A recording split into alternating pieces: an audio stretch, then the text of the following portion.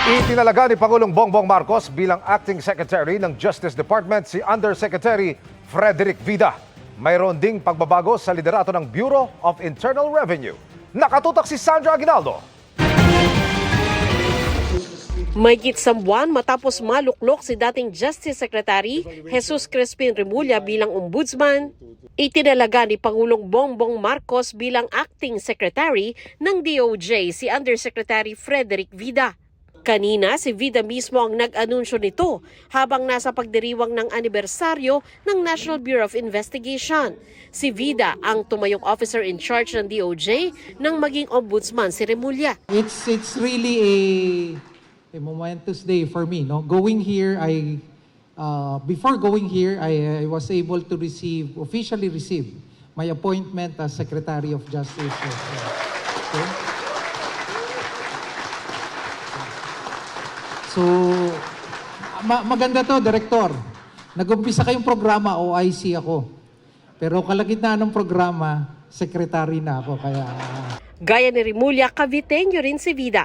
Ayon sa DOJ website, tanungkulan si Vida bilang Vice Mayor noong 2007 ng Mendez Nunez sa Cavite at naging mayor mula 2013 hanggang 2022.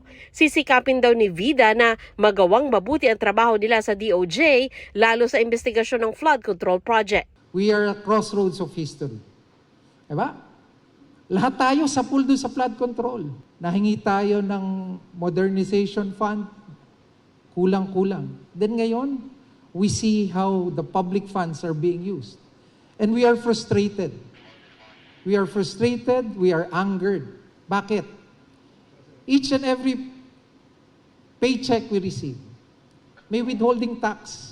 May pagbabago rin sa Bureau of Internal Revenue o BIR. Itinalaga ng Malacanang bilang commissioner si Charlito Martin Mendoza, kapalit ni Attorney Romeo Lumagi Jr. Hindi malinaw kung inalis o nag-resign si Lumagi. Bago nito, si Mendoza ang namuno sa Revenue Operations Group ng Department of Finance na nangangasiwa sa BIR.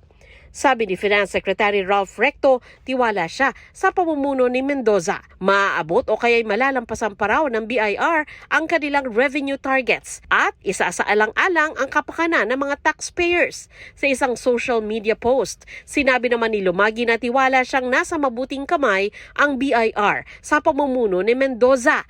Sa 3 taong panunungkulan ni Lumagi, naabot ng BIR ang makasaysayang revenue collections at naisulong ang mahalagang programa. Nagsampa rin ang BIR ng mga kasong kriminal laban sa mga sangkot sa maanomalyang flood control projects. Para sa GMA Integrated News, Sandra Aguinaldo, nakatutok, 24 oras.